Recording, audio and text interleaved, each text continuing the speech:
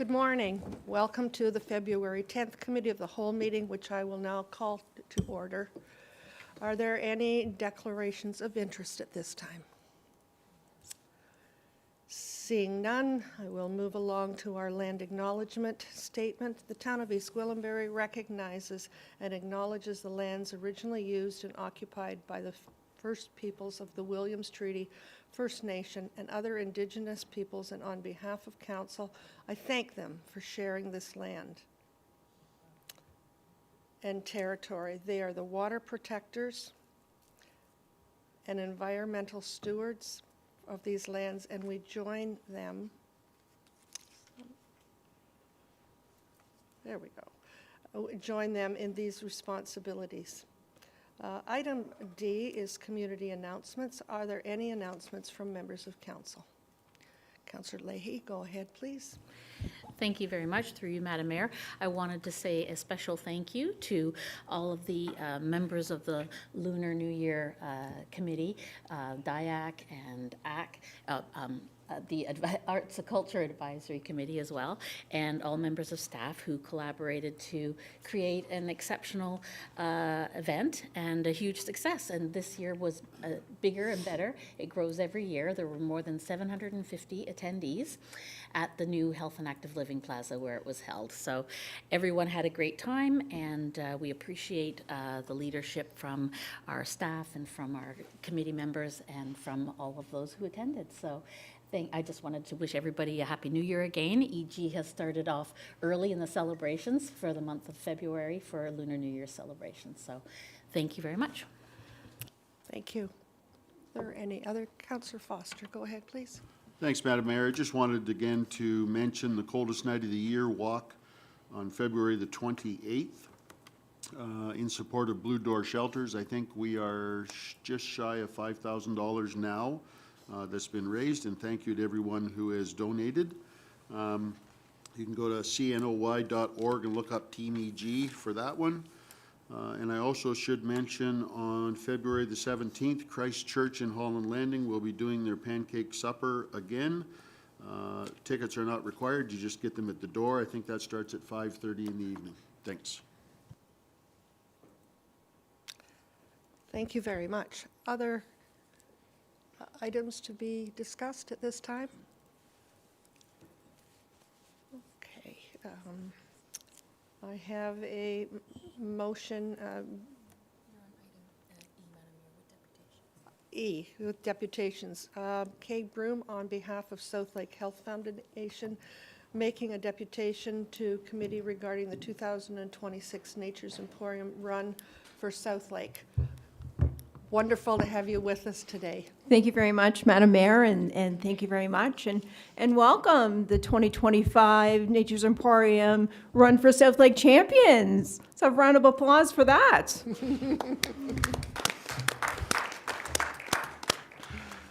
Before I get started with my presentation, I'm going to share a little Southlake story with you. And while I'm sharing the story, maybe you can think about your own Southlake stories, because I know we all have them. On March 30th, 2019, my son, who's usually a very healthy young man, 9 years old, came downstairs, didn't look quite himself. He was very gray, he was very sweaty. Said, "Mom, I don't feel well, I feel very hot." And within seconds of him explaining this to me, he passed out. So I'm thinking, oh, he fainted, didn't eat his breakfast, what's going on? Never had any health issues before. But when I went to him, he was very, there was just nothing there. He was like a sack of potatoes. I panicked. I started providing CPR. I'm calling 911. Paramedics arrive. Tony was amazing. Brought him into the ambulance, and they kept saying, he's having a long QT episode. I had no idea what that was. And unbeknownst to me, my son had a heart condition that I wasn't aware of at 9 years old. The paramedics revived him 3 times in the ambulance. Southlake was able to diagnose a long QT, and within minutes he was off to Sick Kids Hospital, where he's received care ever since. So if it wasn't for that very quick efforts of the paramedics, Southlake, the cardiology unit, and Sick Kids, I'm not quite sure where my son would be today. So, and before that, I was a very long time volunteer for 18 years for the Run for Southlake. So that really made it such a meaningful use of my time. So as Mayor Hackson said, my name is Kelly Broome. I'm here today on behalf of Southlake Foundation. I'm a member of the Community Cabinet, and I've been a part of the volunteer committee for 10 years. So with that, the run is taking place on Sunday, April the 26th. It is a 5K run walk in support of Southlake Health. The really cool part, as you all know, is we get to walk or run right in front of Southlake Hospital. We need to give a wave to all the patients and all of the doctors and the administrative staff that are there working hard for our community. And if you raise $100, you'll be added to the Wall of Fame. Funds raised through participant team pledges help to support most urgent needs for patient care at Southlake. An example of that, for example, there's about 500,000 people who get care at Southlake, and last year we raised $500,000. So only $1 per patient. I think we can do better than that. By participating and fundraising, our community is able to show their gratitude to the dedicated doctors and hospital staff at Southlake Health. As I had mentioned when I came in, this amazing team was responsible for almost 50% of the funds raised last year. Team East Gwillimbury raised $38,251. And overall of the Mayor's Challenge, that raised a total of $79,000. That is an incredible effort, and thank you for that. So registration is already open. I understand you already have a team. I understand that you're hoping to hang on to that trophy, and you can share and grow that team by going to runforsouthlake.ca. I am happy to take any questions now, and immediately following, I'd love to take a photo with all of you. Thank you very much, Kelly. We will engage in a picture very shortly, but if there's any questions from members of council, I'll take those first. Go ahead, please. Who is our leader this year for the East Gwillimbury Council? I believe it's a stray from somewhere. It's myself, thank you.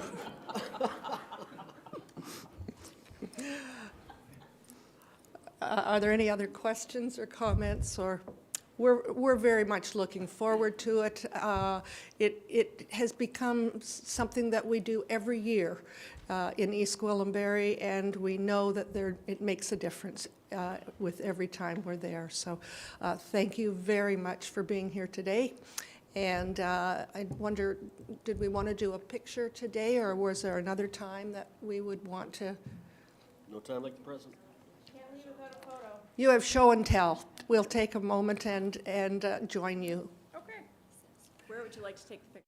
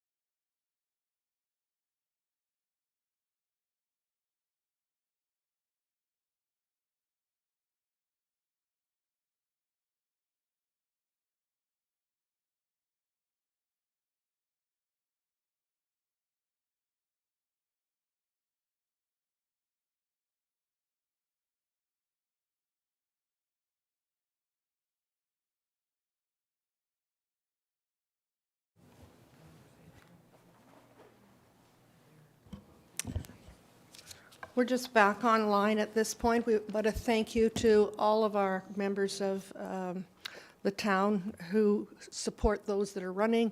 I know that many times we've had people who they're in their 6th, 7th, 10th year of being on, and I believe this year we have, the numbers are a little larger as well. Same faces every year. What a wonderful cause, so thank you very much. I have a motion moved by Councillor Crone.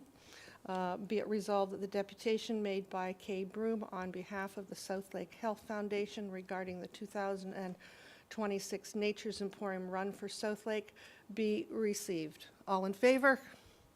And that's carried. Thank you very much.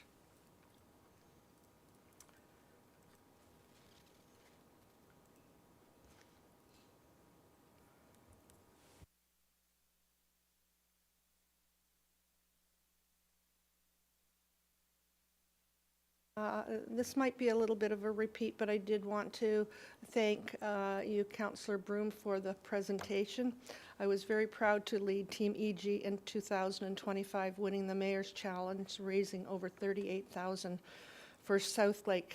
I'm honored to take on this role again this year for 2026 and look forward to the raising of more funds for our hospital and invite all of our council staff and our residents to join Team EG for this important fundraising event. Thank you very much. I have a second item here.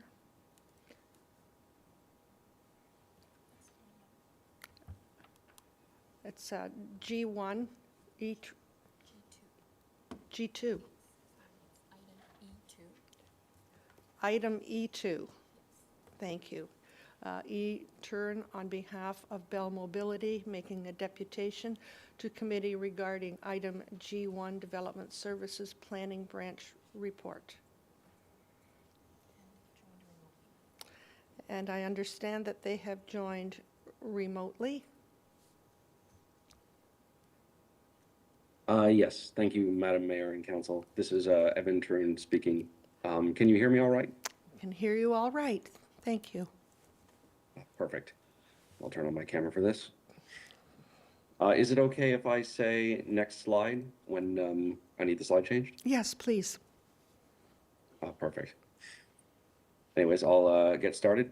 Thank you, Mayor and Council. My name is Evan Turunen, and the Planning Department requested I put together a delegation presentation for our replacement telecommunications tower proposal.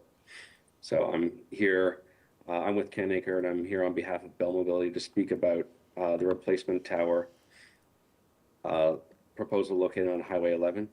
We've recently completed our public consultation for the proposal, and I'm here to request concurrence for the project and answer any questions that you might have. Next slide, please. So in this quick presentation, I'm just going to go over the following. I'll talk about proposal summary and the network objectives, the tower design, the consultation process, and then conclude and take any questions. Next slide, please. So here I've included a sample picture of the proposed tower. It'll be a 45-meter self-support design as shown on the right. This is a replacement tower for an existing site and is designed to maintain the wireless network in Holland Landing and the surrounding areas. The existing landowner did not indicate they were willing to maintain the existing tower on their property. So in cases like these, Bell sought a new site to ensure service is maintained in Holland Landing and the surrounding area. But we've submitted applications to both NAV Canada and Transport Canada. NAV Canada had no objections to the proposal, and Transport Canada indicated that lighting will be required on the tower. I bring those up since we are close to the airport property, and we received some questions about those. Next slide, please.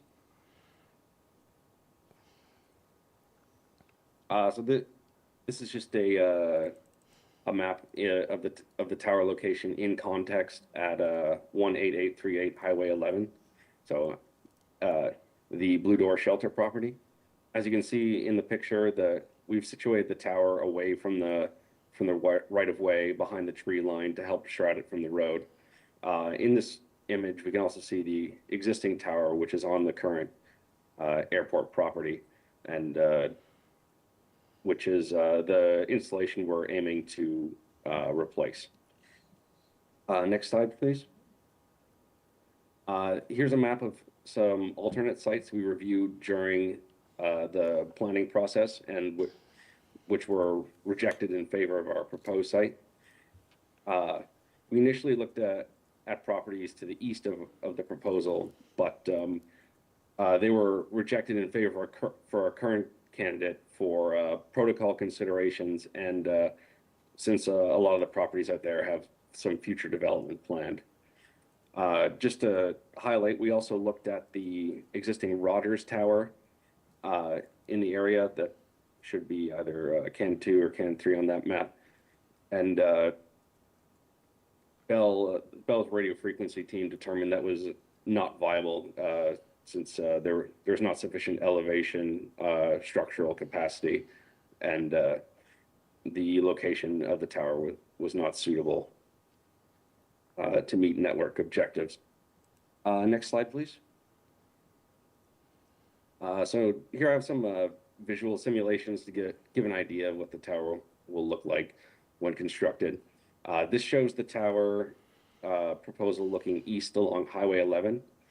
As you can see, it'll be set back from the road behind the tree line. Next slide, please. And this is an image looking west, also along Highway 11.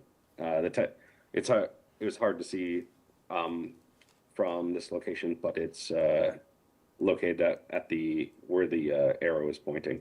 It'll be pretty well shrouded as well. Next slide.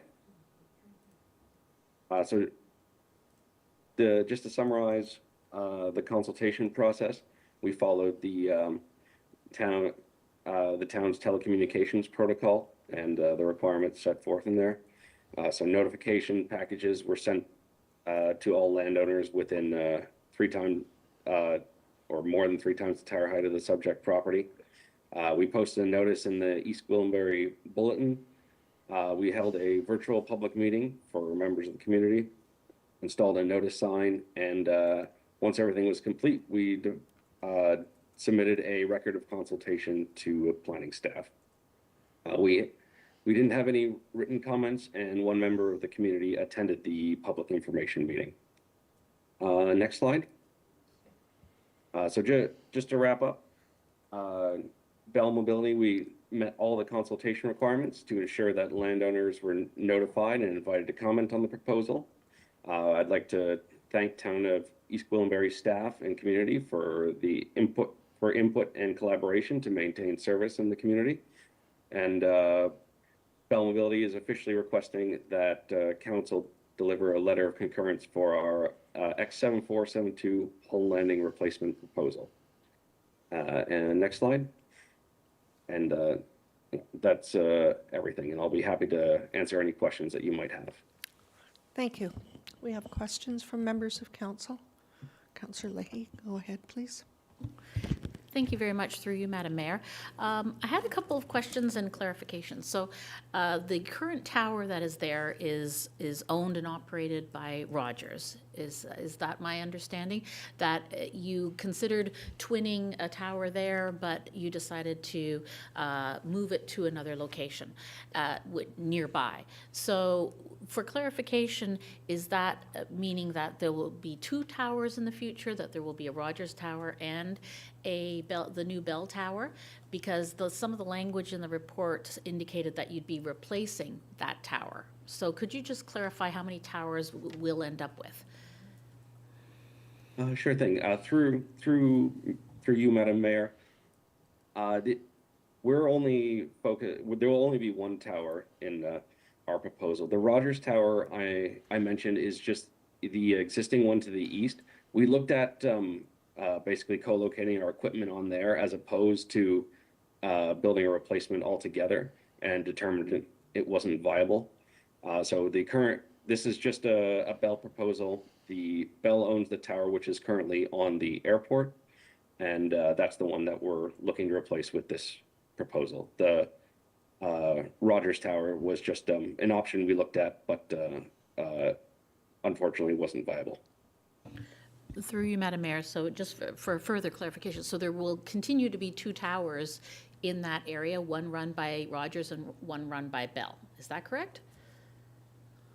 Through you, Madam Mayor, yes. Yeah, I'm unaware of any plans that Rogers has in the area. Thank you. I just wanted that clarification because of the language being used in terms of replacing. It sounded like you were, the other one was disappearing and this one was being newly built. So one further question, Madam Mayor. According to the town's protocols, it requires that steps be taken and designed to reduce any potential adverse visual or other impacts to the neighboring community and the residences within 150 meters of the tower. So it says including those that may be harmful to species. So does that include the human species, or are we just talking about the, the frogs and the birds? What sort of investigations and research have you done into any potential negative impacts from the tower on both people as well as other species in the environment? Through you, Madam Mayor. So the telecommunications towers are regulated under the Canadian Environmental Assessment Act, which we must comply with. But for these sites, we typically complete a phase 1 ESA. However, telecommunication towers are pretty low impact to the environment. With regard, just to clarify, regarding the regarding the broadcast system itself, telecommunications towers are regulated by Health Canada's Safety Code 6, which we must follow at all times as a condition of license. And Health Canada's regulations ensure, I forget how they would put it, but they ensure that there would be no harm to any species from this installation. Telecommunications towers are frequently built within urban areas, on rooftops and in buildings, and coexist everywhere. Through you, Madam Mayor, my last question. And so did Bell perform any, or do any research, hire any consultants to do any environmental impact studies on the effects of the tower being built there? Not at this time. That's not, sorry, through you, Madam Mayor. The concurrence process is mostly it's just a land use process, and any environmental studies would come later. Thank you, Madam Mayor. Yes, Councillor Foster and then Councillor Crone. Thanks, Madam Mayor, and thank you for the presentation. Looking from the outside in, this seems like a pretty involved and expensive project to move the tower probably less than a kilometer across the road. I'm assuming all avenues have been exhausted to remain on the tower that's on the airport site. And I guess the other part would be, is the tower on the airport site going to come down, or is it currently being used for anything else? Thank you, through you, Madam Mayor. Yes, you're correct. It is quite an expensive endeavor to move it, especially a short distance. So we did exhaust all avenues of maintaining the tower there.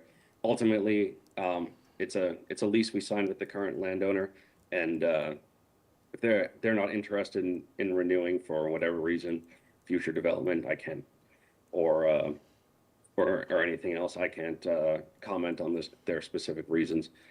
But Bell needs to takes network integrity very seriously. So if there's any inkling that a tower site might need to come down, this is where we we seek out a replacement. And sorry, could you just repeat your second question? Thanks. I just wondered the possibility of the existing tower coming down, or if it was being used by anyone else. The plan is if this replacement is built, then the existing tower would come down. Thank you. Councillor Crone, please. Thank you, Madam Mayor. Through you to our presenter, thank you for coming today and making your presentation. Just so I can confirm, because I wanted to pick up on what my colleagues were saying, we're really talking about a net zero increase in towers in East Gwillimbury, if I understand correctly. Have I got that right? Through you, Madam Mayor, yes. Okay. So, through you, Madam Mayor, because it's a replacement, we're not really talking about an enhancement of services or signal. We're just trading one for the other, correct? We're not going to see any improvement in cell signal as a result of this. It'll just be the same. Yeah. At this time, the objective is just to maintain the current network integrity. Okay. Through you, Madam Mayor, my other thought is, will you be doing any fixed wireless for broadband applications? Because not everyone has access to fiber in their homes or cable, and fixed wireless is a nice way of filling the hole. So I was just wondering if there will be some fixed wireless options here for people looking for better broadband. I'm not aware of any fixed wireless in development that will typically be analyzed by Bell's RF team. I'm not necessarily privy to the discussions. The objective right now is just to kind of maintain whatever service is on the current tower. So if there is no fixed broadband there at the moment, we don't have any plans for it right now. Okay. But as with any service, it's always something that can be explored. Okay, thank you. Through you, Madam Mayor, it might be a business opportunity for you to explore if there's a need in that area, and I suspect there is. And I wanted to pick up on some of the concerns my colleagues were talking about with regards to health and safety. You mentioned that this meets all the standards. Who is it that regulates because through you, Madam Mayor, you see a lot of things online, and of course, if it's on the internet, it has to be true. I say with great sarcasm. What is it? A federal ministry? Is it the provincial? Who regulates and ensures that these towers are indeed safe for humans and animals alike? Through you, Madam Mayor, that would be Health Canada under their Safety Code 6 regulations. Okay. Thank you, Madam Mayor. That's it for me. I appreciate your answers. Thank you. Councillor Johns, did you have a question? No? Okay, thank you. Councillor Roy DeClemente. Okay. Councillor Lahey. Councillor. Oh, thank you very much. Yes, I do have one last question. Go ahead. It's with regard to the visual screening measures that will be taking place once it's constructed. Will there be trees planted? Will there be other measures to create a more aesthetic, appealing visual for the residents in that community? And if so, whose responsibility is that to implement it? Is it Bell's or is it the town's? Thank you. Through you, Madam Mayor. So the tower location was selected to make use of the existing tree line in the area, and surrounding woodlands were in a bit of a clearing. So that's ultimately what we're relying on to shroud the tower. not only, we're set back from the right of way as well, we're also set back from existing uses on site. We're pretty far in the rear of the property. So ultimately, we're relying on existing trees for shrouding purposes. As far as responsibility, that any new trees are typically planted by the proponent, so Bell, if required by the planning department. Thank you. Are there any other Yeah. people who have not been able to speak to this at this point? Thank you. We have a mover to receive. All those in favor? And that's carried. Thank you very much. Thank you for your information. It's very helpful. Thank you, Madam Mayor. Through you, Madam Mayor, were there two parts to that? Were we just receiving, or were we also directing anything to the staff to do? It's under item G in yes, the yeah. agenda. So we're not quite there yet. Okay. Okay. We are at item F, and that's a presentation. There are none at this time. Item G, Development Services, with Councillor Roy DeClemente in the chair.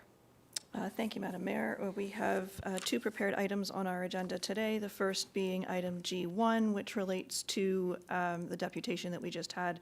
And I'm hoping that the deputant will remain online in case there's any further questions. I do see him there in our meeting still, so that's good. So we have a report regarding the Telecommunication Tower to be located at 18838 Highway 11. The report requests that we receive and that we issue a letter of concurrence to Innovation, Science and Economic Development Canada in relation to the application. So may I have a motion to put this on the table? Moved by Councillor Carruthers, thank you. Ms. Vumbakis, do you have anything to add to your report? No, the applicant actually did a thorough job responding to most of the content that's contained in our report, so thank you. Okay. Any other questions about the report? Councillor Lahey. Thank you very much, through Madam Chair. My question is with regard to the very last thing that Mr. Turunen stated, which is about trees and that they would meet any requirements from the planning department. So does our planning department have any specific requirements with regard to trees or adding trees in that area after the tower is constructed? Through Madam Mayor, at this point, no. The proposed tower is well screened, given the existing tree line, so there's nothing that we would request at this point in time. Okay. Thank you. All right, anything further? Madam Mayor, did you have a question? No, I didn't. Okay. Thank you. So we have a motion moved by Councillor Carruthers. Any further questions? Seeing none, all those in favor? And that motion carries. Thank you very much. And thank you very much, Mr. Turunen, for being here with us and for answering questions regarding your application and your client. Next item is Development Services Planning Branch Report DS2026-02, which is an extension of draft plan of condominium approval for 1420 Mount Albert Road and 19202 Leslie Street, which is also known as Wycliffe, Thornridge, Sharon Corners. The report suggests that we receive and that we grant an extension together with related conditions of draft approval for another 3 years, as outlined in the report. May I have a mover, please? Moved by Councillor Johns, thank you very much. Ms. Vumbakis, anything further to add? Through Madam Mayor, I would just indicate to members of council that it's not an unreasonable request.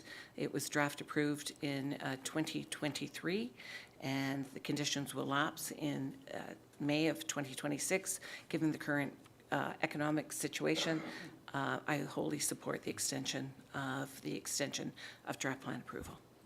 Thank you. We've seen some that have come before us more than 2 or 3 times, so this is just the first time. And through Madam Mayor, we may have a different opinion in 3 years. Thank you. Any questions? Seeing none, all those in favor? And that motion carries. Thank you very much. And that brings us to the end of our prepared agenda. Ms. Wimvakas, did you have anything further to add at this time? No, thank you very much. Okay, thank you. And I will turn the chair back to you, Madam Mayor. Thank you.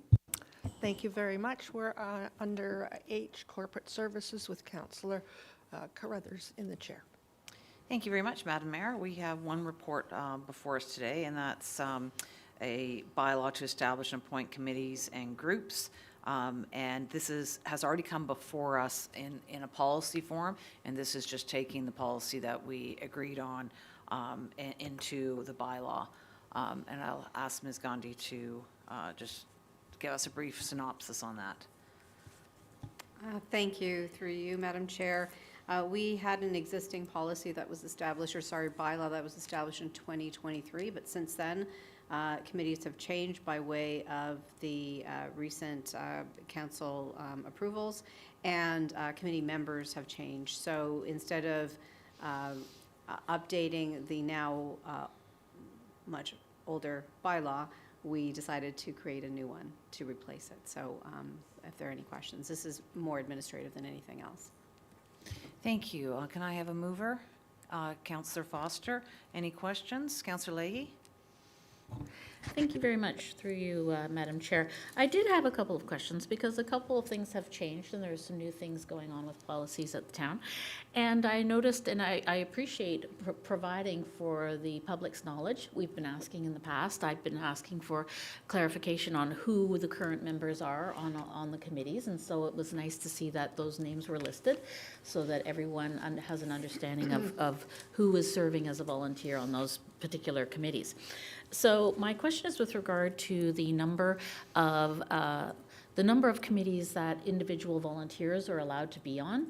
I noticed the repetition of some names on as many as 3 committees. And so with the recent motion that was brought forward to limit deputations in one meeting day to 1 deputation per resident or person in the community, that I was thinking that it would be a good advisable in that line of thought that we put a limit on the number of committees that the same volunteer can be on. Because if one particular volunteer is on more than 2 committees, in my opinion, it is possibly a potential issue in terms of the influence of one particular volunteer. So while I respect the fact that it's hard to have volunteers come forward to serve on committees, I think that we need to look at putting in a maximum limit in terms of the number of committees that one individual can serve on, if we want to improve and enhance the quality of our committees moving forward. So I would like to potentially put forward a motion to amend this to limit in the next term of council the number of committees that one specific individual can serve on. Okay, we have a amendment on the floor to limit the number of people on committees. I would like to say that this is something that is discussed with all council members at the time that we're reviewing the applications, and it's certainly something that everyone at this table took into consideration when we looked at the applications at the beginning of this term and as they've come forward throughout the term. So for me personally, I feel that it's a decision that I would not want to tie the next council's hands by limiting that. So I think that it would be very appropriate to bring that up when we're looking at committees on the next term of council. There's nothing we can do about this term because these people have been appointed for the whole term. But if it's something that you would like to bring forward the next term of council, it's certainly something that could be considered. Go ahead, Councillor Lahey. Thank you very much. I appreciate the opportunity to follow up, Madam Chair. Well, because there was a change in another policy, I think that I'm not suggesting that we remove anyone from any committee that is currently on 3 different committees. And when we discuss these applications, we do that in a closed session. So we cannot really have a fulsome conversation now in public about that. So I believe it's an important point, though, in terms of transparency, that we seriously consider this, and I think that now is an opportunity when we're updating this, that we do put in a consideration of a limitation of a maximum of 2 committees that any one individual can serve on. And there's also some other new information that I have become aware of. And when I was attending the zoning meeting, public information session with the current changes that are potentially being considered for zoning bylaws, questions about the Committee of Adjustments was brought up, because the Committee of Adjustments is a unique committee at the town, and it's the only committee in which the volunteers are actually paid per meeting for attending. Sorry, are you That's my- speaking to your amendment now? So right now, No, on the okay. floor Well, is the then- amendment. Well, no, I'm speaking to another point Okay, that I'd like to so bring right up. now, we have your amendment on the Okay, floor. yes, so would we like to discuss that? And We'd like to then- discuss, I see Yes. Ms. Gandhi has her hand up, as well as Councillor Roy DiClemente. Ms. Gandhi. Through you, Madam Chair, just for clarification, this is a bylaw that simply outlines the fact that these committees exist and lists the current names. If we're talking about how the committees are structured, then that would probably be best suited for the policy that council recently approved, which could be amended, but that, I'm just for clarity. Thank you. That helps with the clarity of it. So this would be more appropriate in the policy, because the bylaw just speaks to what the committees are and who's on them, not the process for selection. I'm looking to the clerk just to confirm that. Is that correct, Madam Clerk? Through you, Madam Chair, I believe it's best addressed by the GM of the department. Okay. Clerks do not oversee advisory committees. Okay, thank you. Used to, I'm sorry. Okay, Councillor Roy DiClemente wanted to speak to it. Thank you. I believe that there are some rules and belts and some suspenders around tying the hands of a future council. So I wouldn't be in favor of this. I think our committees, there are, every year when we advertise for members of these committees, there are people who are really keen to get involved, and I don't want to be limiting that at this time. This is simply a bylaw to put in place what we've done already, and I'm not interested in changing the structure of our committees at this late in our term. Thank you. Thank you. Does anyone else want to speak to this amendment? Councillor Crone? Thank you, Madam Chair. I have no issues with this amendment going forward. I think we all have our opinions on it. I don't have an issue with anyone wanting to volunteer more than once on different committees. It's up to them. We're always on the hunt for good volunteers. They're hard to find. And it's up to the individual to manage their time and contribute accordingly. So I don't have any issues, but I don't have any issues with the vote from Councillor Lahey going forward. Sorry, I'm confused. You are in favor? Is that, you kind of spoke on both sides there. Oh, hey, be careful. No, we're talking about, where to put it and Okay. where it's better suited. I don't care. I think I'm happy to vote on it today, but that's up to, but I'm going to vote against it because Okay. I think we should allow as many volunteers as possible.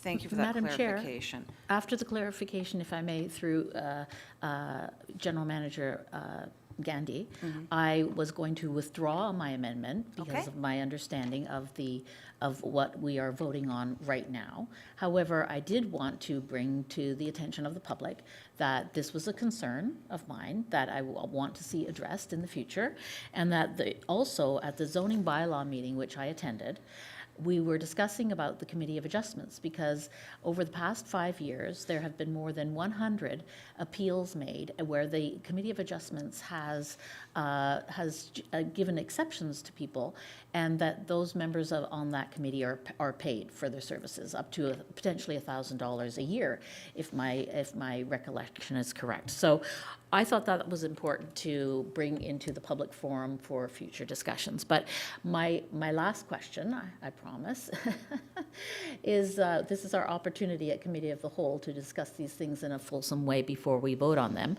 is what I started off with acknowledging was that I appreciated that the current list has been updated for all of the members of all the different committees. And so where will this information be provided to the public? Will it be provided on the town website in the future in terms, so that it's accessible to members of the public to know who is on the various committees? So where will the communications department be putting that information for the residents? Thank you. Just before I turn it over to the general manager, this is always available as it is in the bylaw, so it is a bylaw of the town, and bylaws are easily searchable on the website. Ms. Gandhi, did you want to add to that? Just through you, Madam Chair, we also provide a link to it on our Committee of Council section of the website. And when names are added or changed, then we update the bylaw accordingly. Wonderful, thank you so much. So that amendment was withdrawn, so we're now back to the main motion. We've had comments on the main motion. Are there any other comments on the main motion, which is to receive and that council enact the bylaw to establish and appoint committees and groups in the form attached as Appendix 1 to Report CS 2026-05. Councillor Lahey, another question. Yes. This is my job, to ask questions for the Good. benefit of everyone. Excellent.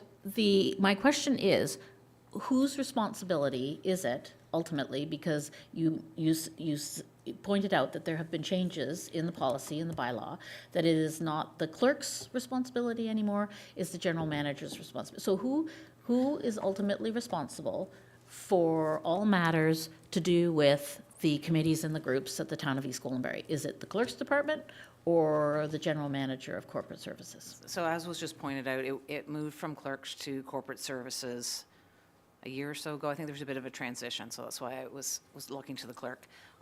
So it is the general manager, as she said.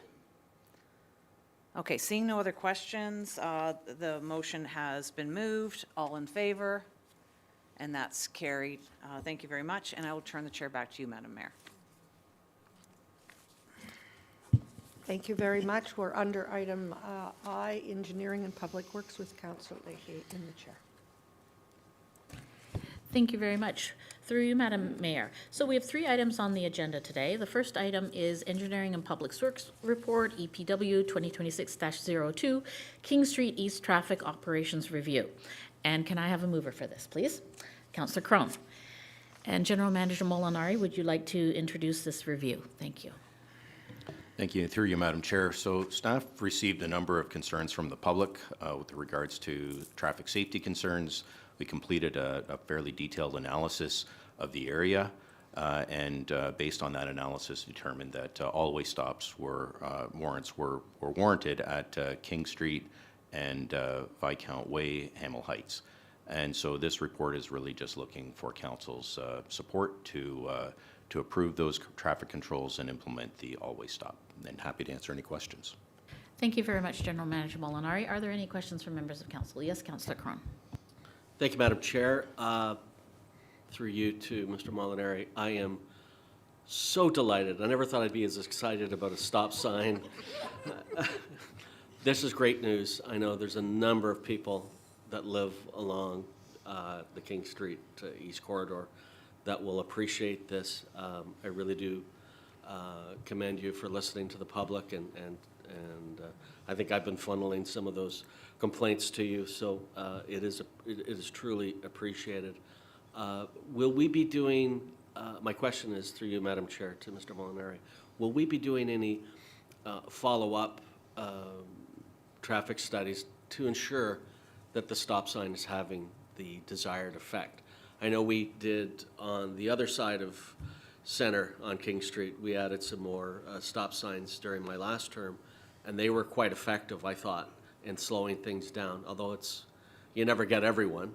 But I'm hoping we'll have a similar success on this side of King. But will we be doing any follow-up studies to make sure we're getting the desired effect? Thank you, Madam Chair. Through you, Madam Chair. King Street is one of those locations in town that's received a lot of attention, and we've done a lot of work over the years in trying different things. And so we will continue to monitor King Street. and look at other opportunities as well in the future. It's just good news that this location actually met the warrants, so putting in stop signs that don't meet warrants is actually not improving safety. So this is actually a good news story in that it met the warrant, so we're achieving the objective of traffic safety in that area. So, but we'll continue to keep an eye on King Street and other roads, and we'll report back on those through our annual traffic update. Are there any other questions from members of council? I also wanted to say that as living very close to this section and it being in front of a school, it's critical, especially with certain changes with regard to speed enforcement, et cetera, that these measures are being taken. So I think it's very timely that the stop sign is going in. And my question with regard to observing the results and effects of this going in, when do you have a timeline of when it's going in, and if YRP will be monitoring as when it goes in during that transition period when people realize there's a new stop sign there? Through you, Madam Chair. So yes, we are in regular contact with YRP. They will continue to do monitoring throughout the town, likely at this location as well, to ensure that it's functioning as intended, and we'll come back with some data as part of our future update report to advise on how this has made a difference in the community. Thank you very much, and I'm glad to hear from you also as well that you are continue to be open to hearing continuous feedback from the community. There's always room for further improvement, and no doubt we will continue to make other improvements as well in the future moving forward. So I would like to have the vote now, and all those in favor? And that is received. Thank you. And so item number 2 is the Joint Engineering and Public Works Recreation and Culture Report, EPW 2026-03, Assumption of Kerbal Phase 2, West Holland Landing, Residential Subdivision 19T-90015, 19T-89112. That it be received, and also that council enact a bylaw to assume public works and services within plan of subdivision 65M-4590 Phase 2. So can I have a mover for this, please? Councillor Foster, thank you. And General Manager Molinari, would you like to speak to this, please? Certainly, through you, Madam Chair. So this is a standard subdivision assumption. The development commenced at construction in 2017. The works were completed in 2022. Staff have noted a number of small deficiencies that we're looking to hold some funds for, but the 13-month maintenance period is complete. It's ready for assumption, and we're recommending that council support that assumption process. Any questions from members of council? Seeing none, all those in favor? And that is carried. Thank you. Item number 3, Joint Engineering and Public Works and Legal and Legislative Services Report, EPW 2026-05, Municipal Servicing Easement, 100 Garfield Wright Boulevard. And can I have a mover for this, please? Councillor Carruthers and General Manager Molinari, would you please provide us with a summary of what's happening with this? Thank you. Okay, through you, Madam Chair. So this is really an administrative report to relocate an existing easement for stormwater to a more optimal location at the north end of the region site at 100 Garfield Wright. So this change benefits the town, the region, and the Convertus site to the west. So looking for council support to endorse this report. Thank you very much, General Manager Molinari. Are there any questions from members of the committee? Seeing none, I'll take a vote then. All those in favor? And that is so carried. And I will pass the chair back to you, Mayor Hackson, for item J. Thank you. Thank you very much. We're under Legal and Legislative Services Report, LLS 2026-03, 2026-02, 2030 Joint Compliance Audit Committee, and I'll pass this to our clerk. Thank you, Madam Mayor. This report seeks Council's approval for the town to continue participating in a joint compliance audit committee with other lower tier municipalities in York Region for the 2026 to 2030 term of council. Under the Municipal Elections Act, municipalities are required to have a compliance audit committee in place before October 1st in an election year. The town has met this obligation through a joint regional model since 2010, including the current term of council. While the town has not had any compliance audit applications during this time since 2010, the committee must still be established through a bylaw. This joint approach allows municipalities to share recruitment and training costs, access a broader range of independent and qualified members, and it ensures consistency and fair administration of the compliance audit process. And really, today's report is seeking Council's endorsement of the recommendations as they're presented for us to be able to begin initiating the activities that we have to do for the recruitment. And at this time, Madam Mayor, this concludes the overview of the report. I'm happy to take any questions or comments at this time in relation to the report. Questions this time? Councillor Lahey? Thank you very much, through you, Madam Mayor. My question is with regard to a suggestion, an inquiry that was raised with me from a member of the public with regard to how long this Joint Compliance Audit Committee exists for. You said that it has to be brought into creation before the October 1st of in an election year, but when does the committee dissolve? Like, when are their duties considered over, and then a new committee takes over? Through you, Madam Mayor, it would be consistent with the term of council. So, Councillor Lahey, for this term will end November 14, 2026. Thank you for that clarification. And so also, just for the benefit of everyone who's watching this, so this is something that's been going on in the past, and that cost and your suggested increase of the compensation for members of the committee being increased to $450 per diem. That cost is borne by how many municipalities is that divided amongst? I'm just trying to understand what the financial commitment is from the town of East Gwillimbury to participate in the joint audit committee. Through you, Madam Mayor, and thank you for that question. So costs associated with advertising, recruitment, selection, and training of the Compliance Audit Committee are shared among all the participating municipalities. All municipalities, the lower tier municipalities in the region, have indicated their intention to participate in the joint compliance. Every municipality, obviously subject to their council approval, will finalize that. So we're waiting to receive all the confirmation from all municipalities. The retainer and per diem rates payable to panel of members are assembled by the clerk. So essentially the way it works is that individual members, if they are called to form a compliance audit, they will be paid by the town for the services that we're rendering for those members. Typically, up to 3 individuals are selected per municipalities, and those individuals will get the rate associated with what is outlined in the finance section. But anything else is shared in terms of obviously the training and all the advertisement component of the process. And through you, Madam Mayor, just wanted to draw the attention of everybody to the financial implication section of the report. So if anybody's interested, additional details are outlined in the report as well.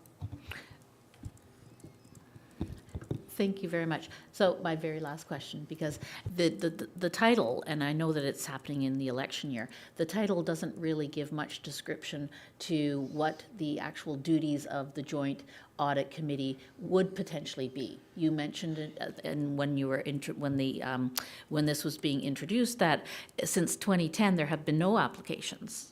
So was that to be part of the committee, or was that outcome of elections? So is the committee's job to deal with any complaints following or during an election process? That's what the purpose of the committee is, correct? Through you, Madam Mayor, perhaps, Councillor Lee, what I can do is provide a little bit more context in terms of how the committee really starts functioning. So during a municipal election year, candidates and registered third-party advertisers have to follow provincial rules in relation to how much money they're allowed to spend, where campaign contributions come from, how contributions and expenses are recorded, what must be disclosed in their financial statements. So essentially, every candidate must file a financial statement in accordance with the rules outlined under the Municipal Elections Act. Typically, those deadlines are in, for this upcoming term, would be in 2027. If there are concerns that have been identified through the submission of those financial statements, so really the committee's job is to look at whether or not there were apparent over-contributions reported by the clerk, or if a member of the public believes that a candidate or third-party advertiser has not followed the rules associated with their financial statements, they have an opportunity to file an application to the Compliance Audit Committee. The Compliance Audit Committee acts as really an independent gatekeeper, so it does not automatically audit every single campaign. Instead, it reviews formal applications from the respective municipal clerks. They decide whether there is reasonable grounds to accept it or deny it. If they do accept it, there will be an auditor that will be assigned to review and audit the financial statements of that particular candidate. And the committee will independently appoint an auditor if required. Through the review, the auditor will present their findings to the Compliance Audit Committee, and at that point, the committee will decide the next steps to take. It's also important to note that only the court can decide if an individual has contravened the act. So if there are any issues, they will be a decision of the committee, and the court will determine if they need to impose any penalties. So I'm hoping that that provides a clarity in terms of what the committee does. Thank you. That's exactly what the crux of everything that it encompasses that I wanted to get to the bottom of. So thank you very much for that. I think it's very helpful for the public to understand in greater detail what the process is all about. So thank you very much.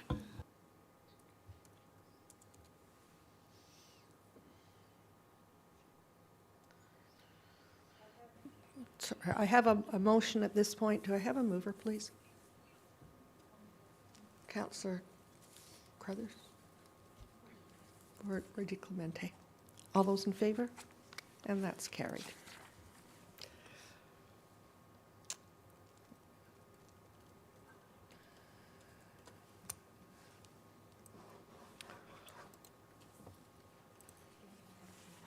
We are at item K.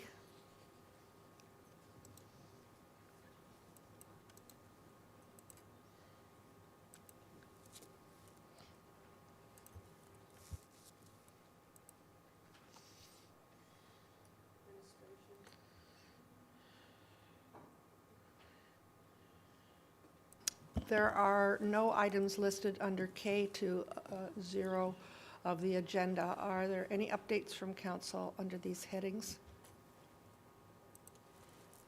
Not seeing any. We will move to item P.